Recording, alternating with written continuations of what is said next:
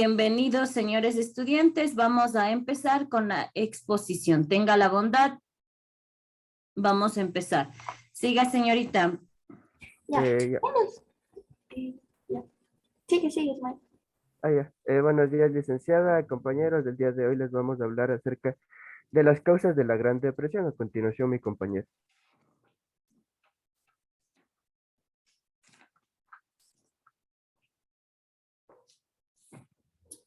¿Qué es la Gran Depresión?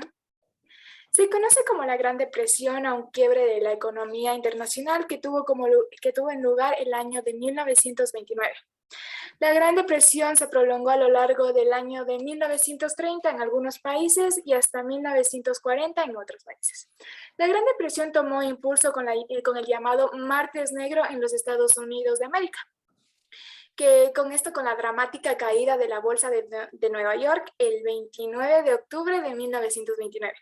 Esta afectó a la mayoría de los países del mundo, desde los más industrializados hasta los más pobres. Se convirtió en el periodo de escasez económica severa del siglo XX.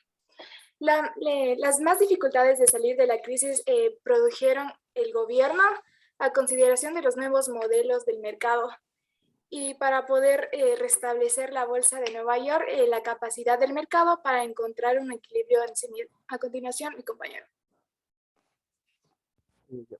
Se conoce mundialmente como la Gran Depresión o Crisis de 1929 que estuvo en Estados Unidos. Este tan valiente periodo se extendió hasta 1940. En apenas 24 horas, 19 millones de acciones que se lanzaron en el mercado de Wall Street se derrumbaron en más de 30% y provocaron la ruina de miles de accionistas. En 3 años, 6.000 bancos habían quebrado, es decir, el 50% de existentes.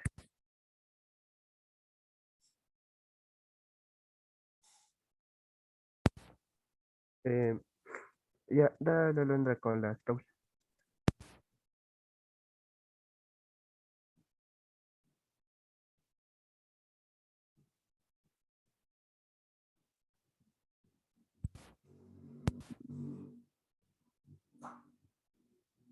Te vuelvo, te dejo ahí. ¿Qué pasó? Una de las causas es que una suma de distintos factores tuvo como resultado el colapso del circuito económico con las consecuencias de un antecimiento de la economía en los años sucesivos. A mediados de la década de 1920, 3 millones de estadounidenses eran dueños de acciones en mercados que estaban en descenso.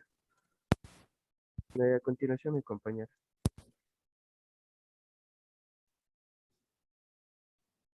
Ya. Durante la década de 1920, los Estados Unidos tuvieron un gran desarrollo económico. Las industrias se modernizaron y comenzaron a producir mayor cantidad de productos en menos tiempo y a un costo más bajo. Antes los rumores de las pérdidas de empresas cuyas acciones habían alcanzado de valores muy altos en los años anteriores, las inversiones intentaron deshacerse de las acciones y por lo tanto su precio cayó estrepitosamente. La gente comenzó a retirar sus ahorros del banco que al no poder devolver toda la masa de depósitos al mismo tiempo, quebraron. La quiebra de los pequeños bancos locales arrastró a los bancos más grandes y a las filiales internacionales. Y a finales de los años 20 comenzaron a estancarse la producción agrícola y la construcción. Esto provocó un descenso en el consumo, mientras tanto las empresas industriales favorecidas por un sistema de créditos comenzaron a producir más de lo que el mercado podía consumir. Gracias. Ya, déjeme ahí, mija, un ratito, no me le quite. El nombre son Jacome, Alondra, ¿y quién más? ¿Quién? Ismael Burgos. Señor Burgos, perfecto. Verá, aquí cuando nosotros hablamos de las causas, dice, perfecto, muy bien hecho el trabajo, se entendió la indicación que le di. Nosotros estamos hablando específicamente de la caída de la bolsa de valores, la llamada Wall Street, ¿no es cierto? La caída de la bolsa de valores. ¿Qué pasa? Cuando cae la bolsa de valores, se genera una gran desestabilización económica, no solo a nivel de Estados Unidos, sino también se genera desestabilización económica a nivel mundial, es decir, con los otros países con los cuales Estados Unidos también tiene cierta relación y tiene vínculos económicos. Cuando cae la bolsa de valores, cuando se da esta caída de la bolsa de valores, se genera gran cantidad de desempleo, aumentan los desempleos aquí, empieza a darse la quiebra de empresas.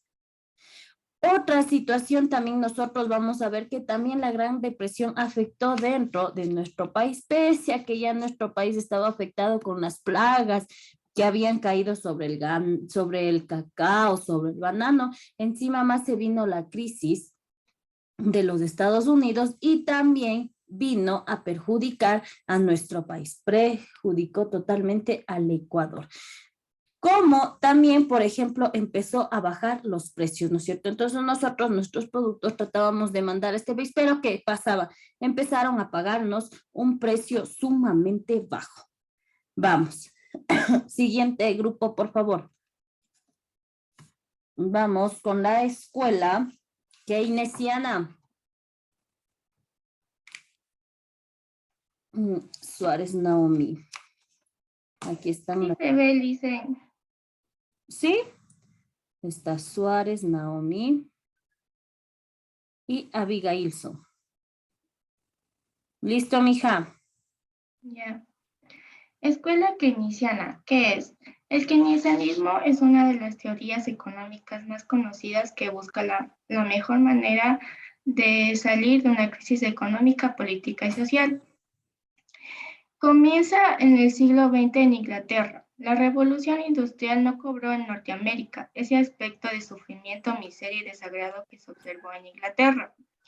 La dinámica económica revolucionó enteramente las formas tradicionales de vida en un breve periodo y garantizó la abundancia de bienes de consumo durable. El jueves 24 de octubre de 1929, en Nueva York, nadie quería comprar sus acciones debido a que estaba afectado y nadie confiaba en la recuperación. El efecto fue, los precios bajaron un 50%, es decir, si valía $10, bajó a $5. El desempleo cada vez era más fuerte en el año 1924 hasta 1933 y la producción de un país bajó a la mitad, es decir, si en 1924 se producían 100 carros, para 1963 solo se producirían 50 carros. Marx había analizado este sistema capitalista, pero ninguna recesión había sido tan profunda ni tan generalizada. Basada teóricamente en las ideas de John Maynard Keynes, este pensamiento se fundó en 1933 en respuesta a la Gran Depresión de 1930. La Gran Depresión fue una profunda crisis económica que se inició en 1929 en los Estados Unidos y se prolongó por aproximadamente una década. Afectó a casi la mayoría de países, desde los más industrializados hasta los más pobres. Este fue un periodo muy severo durante el siglo XX. Produjo un fuerte flujo de intercambios en el mundo. Primero se inició con la caída de la bolsa de Nueva York y en los Estados Unidos sus efectos se extendieron hacia el resto de países del mundo.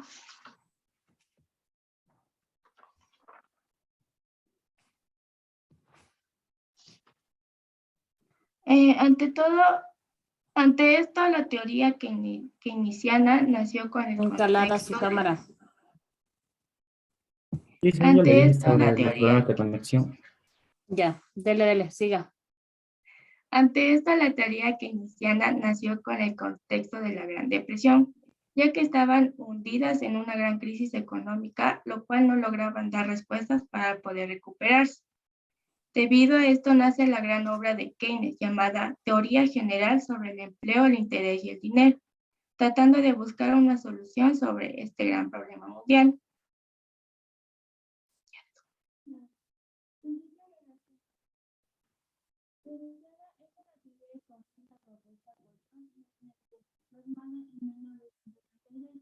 En su obra, Teoría General del Empleo, el Interés y el Dinero, está basada. No le escuchamos, mija.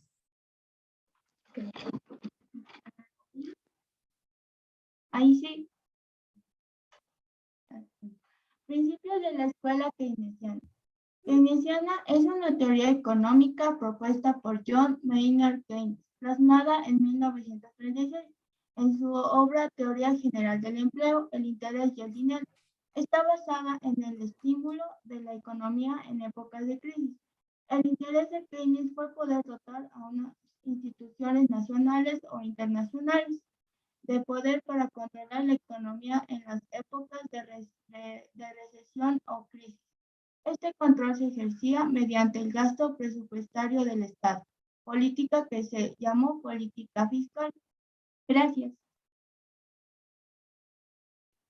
Listo, verá. Entonces, no le retire, mija. Entonces, verá, nosotros vamos a decir que es en sí, señor Pérez Tila. Nosotros en sí vamos a enfocarnos en esta partecita donde dice Keynes. Entonces, nosotros vamos a decir que esta escuela en sí nace dentro del contexto de ¿qué?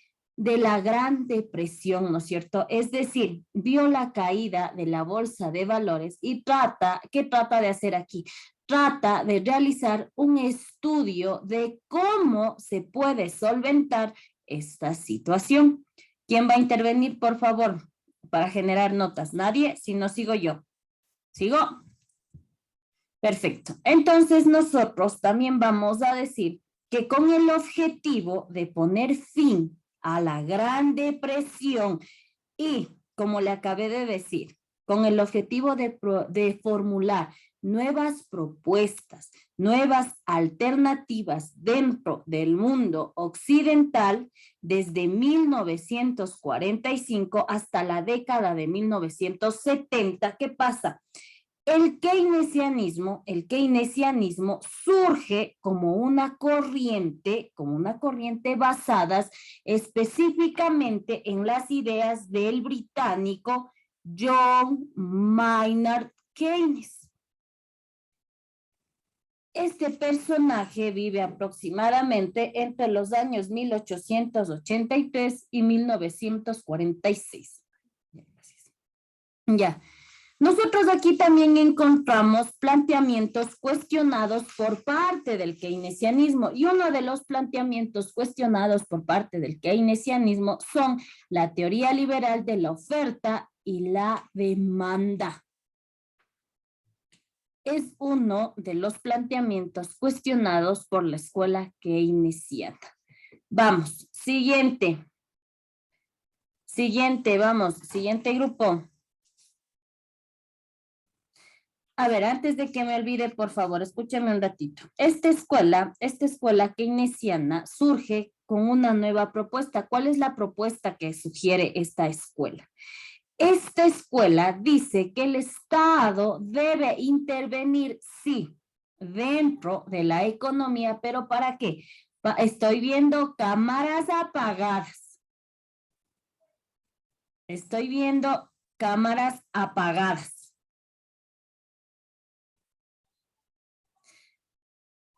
Fue creada ¿para qué? Para corregir ciertos inconvenientes que existían dentro de los mercados.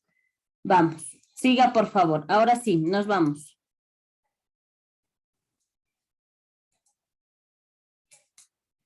Vamos, ¿con quién estoy? Con Gaibor.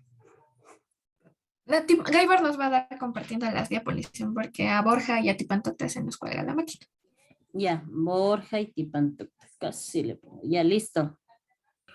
Ya, listo. Buenos días, licenciada. Buenos días, compañeros. El día de hoy les vamos a hablar del origen y principios de la Escuela de Chicago. A continuación, mi compañero. Buenos días. La Escuela de Chicago es una escuela de pensamiento económico cuyos orígenes se encuentran en el Departamento de la Economía y en la Escuela de Negocios de la Universidad de Chicago a mediados del siglo XX. La Escuela de Chicago se distingue a un conjunto de trabajos de investigación en el campo de las ciencias sociales realizado por profesores y estudiantes de la Universidad de Chicago entre 1915 y 1940. Síguele, Ali, por favor. Les voy a dar algunos puntos importantes de la escuela de Chicago, pero para mí los que se consideran un poco más. Que no le interesa el detalle de los decorativos y la rechaza por ello por los electrocismos, historicismos y el modernismo. Y aunque la arquitectura de líneas rectas, volúmenes, nietos y sobrinos, planteamientos racionales, y que por ello inician en la máxima arquitectónica del siglo. También se trata de una arquitectura eminentemente práctica y funcional. Tiene la típica de la ciudad de las nuevas de USA, que aprovecha las ventajas de los nuevos materiales. A continuación les va a seguir mi compañero. Buenos días, yo les voy a hablar sobre el origen. El origen de la Escuela de Chicago surge después del incendio de 1871, que arrasa con la ciudad ante la necesidad de una solución constructiva que permita levantar la ciudad bajo los elevados precios del suelo. La Escuela de Chicago es la denominación histórica de un estilo arquitectónico que se desarrolló en la ciudad de Chicago a finales del siglo XIX y a comienzos del siglo XX, pionera en la introducción de nuevos materiales y técnicas para la construcción de grandes edificios comerciales y los primeros rascacielos. Movimiento entre 1880 y 1895, que será la primer gran corriente de arquitectura americana. Crea la tipología edílica de edificio de gran altura. Nace en Chicago porque era totalmente de madera y en 1871 se incendia, por lo que se da la gran oportunidad de reconstruirla. La nueva concepción estilística se ve reforzada a seguir por ese camino, cuando en el año 1871 la ciudad de Chicago, especialmente el Loop o centro de negocios, fue construida por un incendio. Esta ciudad estaba en un momento de crecimiento económico que el desastre no paró, al contrario, le dará un nuevo impulso. A continuación. Bueno, y ahora yo les voy a hablar sobre los principios.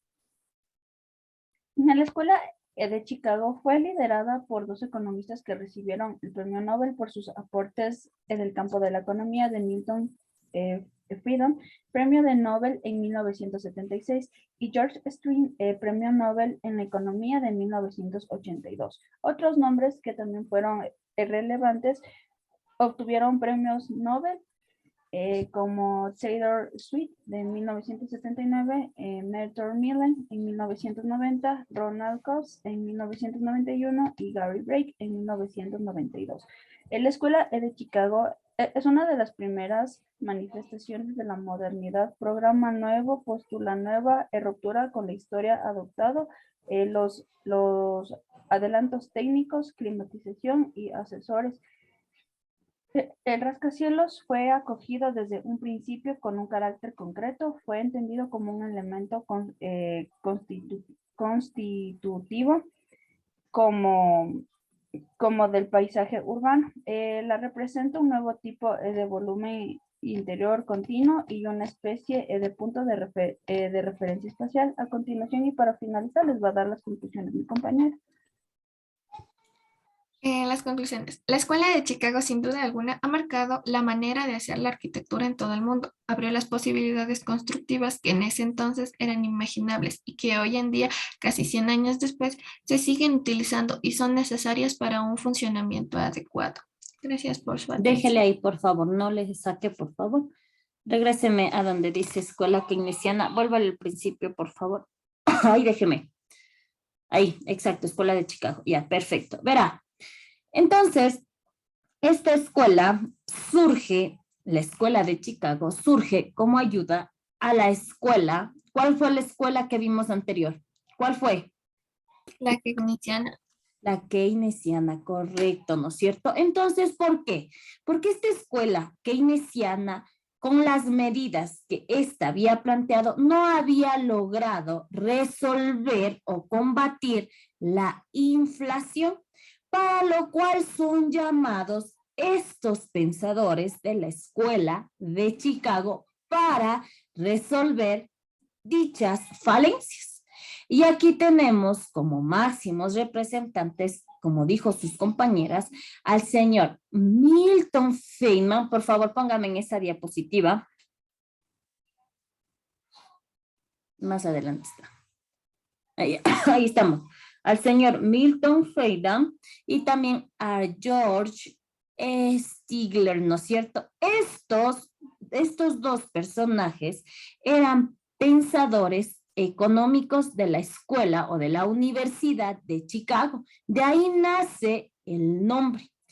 Podemos decir nosotros que dentro de la escuela de Chicago se aglutinaron, es decir, estaba conformado por las personas que estaban en contra de los postulados de la escuela keynesiana. Vamos a decir, uno de los planteamientos que cuestiona específicamente la escuela de Chicago es la intervención que tiene el Estado dentro de la economía. ¿Por qué? Porque ellos afirman que mediante la intervención del Estado dentro de la economía ha sido el causante de las depresiones económicas a lo largo de la historia. Esta escuela acusa al Estado de que él es el causante de estas grandes depresiones. Hasta ahí. También decimos nosotros que estos pensadores o estos miembros de la Escuela de Chicago consideraban que las medidas keynesianas generaban gran inflación mundial o generaron gran inflación mundial dentro de la década de 1970. Hasta ahí, ¿estamos claros? Sí, perfecto. Ya, listo. Vamos entonces. Escuela, a ver, algo antes de que se me olvide, antes de que le retire la diapositiva. Verá, esta escuela de Chicago en sí lo que buscaba era la estabilidad económica y el, ¿cómo le puedo decir? Y el limitarle al Estado, buscaba limitarle al Estado para que deje de intervenir de manera directa dentro de la economía. Hasta ahí, ¿estamos claros? ¿Dudas, preguntas, inquietudes? ¿No? Vamos, listo. Siguiente, vamos. Escuela estructuralista.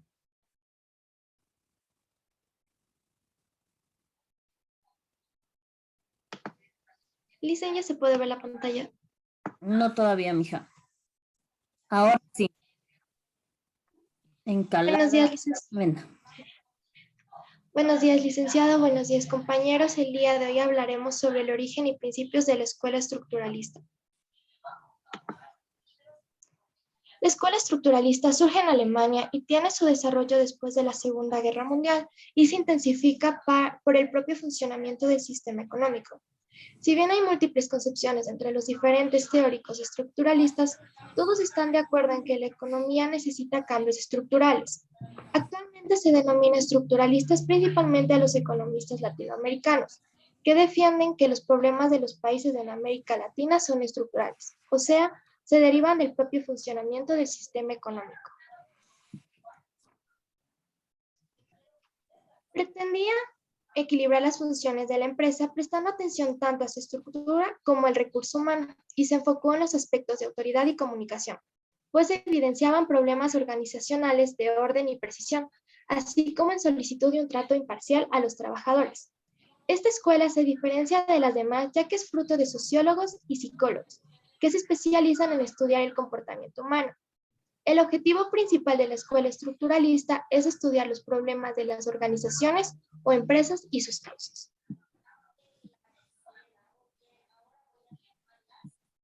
Listo, ¿con quién más? Vamos. No, Ya, ¿me perfecto. puede decir si se la visualiza?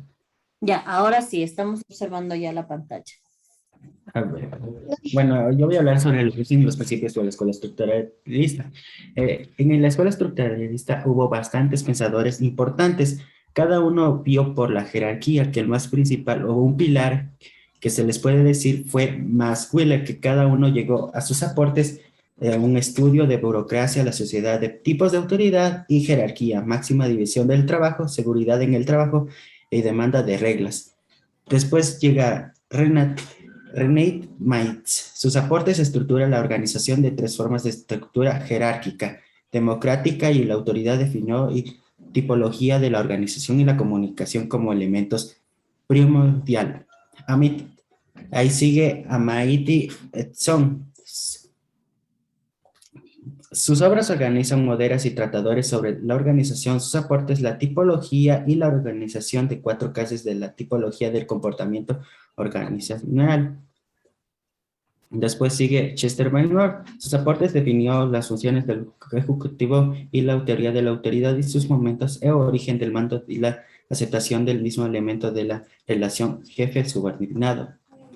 Y continúa con Ralph Daphnoff, que fue el último entre sus aportes y principal en esto de los pilares de la escuela estructuralista, realizó un análisis estructural y del comportamiento, presencia de los conflictos y fuentes que lo generan para buscar soluciones.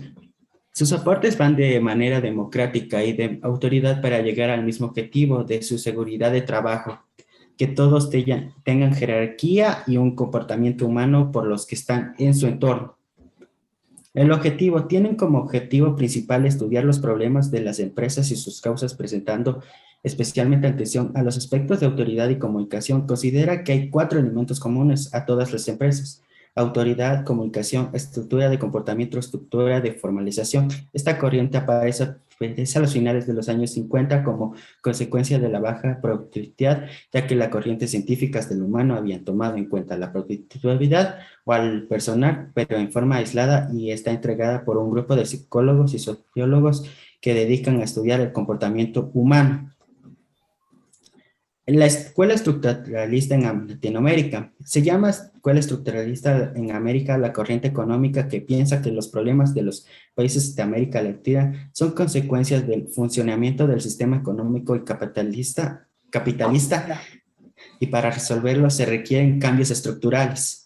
Los estructuralistas se interesan por el sistema económico en un conjunto, explicando a la falta de desarrollo de la región por problemas estructurales de toda economía y proponiendo ciertas reformas para cambiar la situación de los países en América Latina.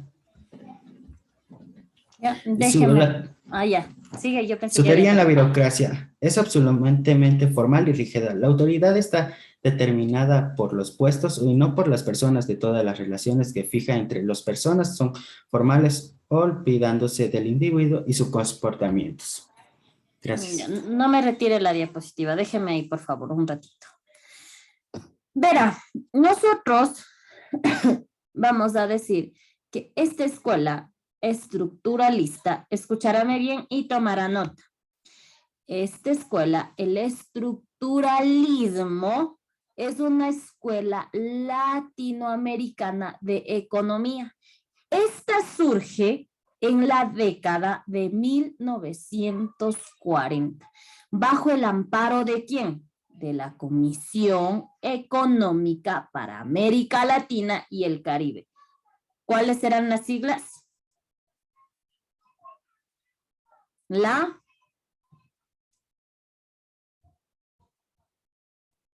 La CEPAL, pues guaguas, la CEPAL. Póngale ojo en lo que le estoy diciendo, póngale ojo. Esta escuela en sí lo que trata es de generar o proporcionar nuevas propuestas, nuevas respuestas a la situación económica que estaba atravesando América Latina.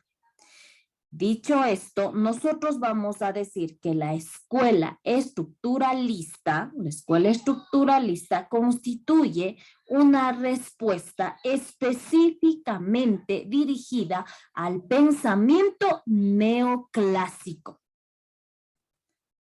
¿Estamos claros? Perdón. El estructuralismo sostiene que el comportamiento de un país y las estrategias para su desarrollo van a desencadenar factores estructurales.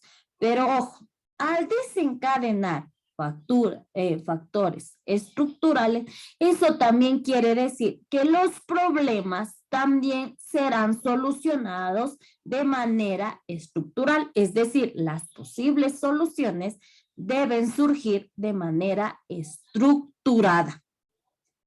Hasta ahí. ¿Estamos claros? Uno de los planteamientos que cuestiona la escuela estructuralista, esta cuestiona que la causa de los problemas que experimentan los distintos países de América Latina son consecuencia específicamente ¿de qué? De la estructura capitalista, de la mala estructura capitalista, es decir, no está bien elaborado, no está bien estructurado y por eso se genera estos problemas económicos dentro de América Latina. Hasta ahí, ¿estamos claros? ¿Dudas, inquietudes, preguntas? No, por eso nosotros aquí decimos que los fundamentos específicos de esta propuesta, de dicha propuesta, es que consideraban que si los problemas eran estructurales, ojo, si los problemas eran estructurales, las soluciones también debían serlas. Todo un orden, todo una lógica para poder salir de dicha crisis. Hasta ahí. ¿Dudas, preguntas, inquietudes? ¿Estamos claros? Dele, por favor.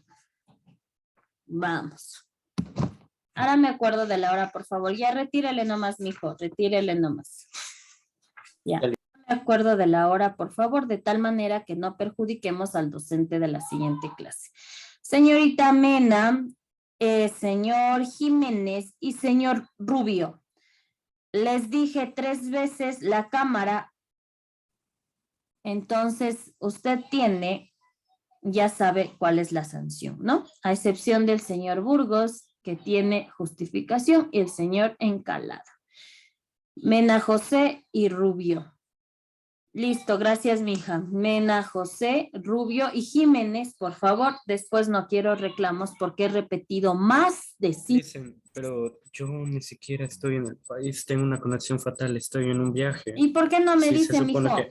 Pero si yo había mandado la justificación del viernes de la semana anterior. O Pero sea, tiene esa que hacerme justificación acuerdo en está ahí. cada clase, mijo. A ver, deme Ok, su nombre. licenciada. Es Jiménez. Jiménez. Estoy en un viaje en Colombia. Ah, ya, chévere, chévere, muy bien. Jiménez Jorge. Ahora me acuerdo, por favor, ¿sí? ¿Estamos? Ok. Ya, muy bien. Entonces me quedo solo con Rubio y Mena. Ya. Listo, entonces. ¿Estamos claros hasta ahí? ¿Dudas, inquietudes? No, estamos perfecto. Bueno, dicho esto, mis queridos estudiantes, que les vaya muy bien el resto del día. Damos por terminada la clase del día de hoy.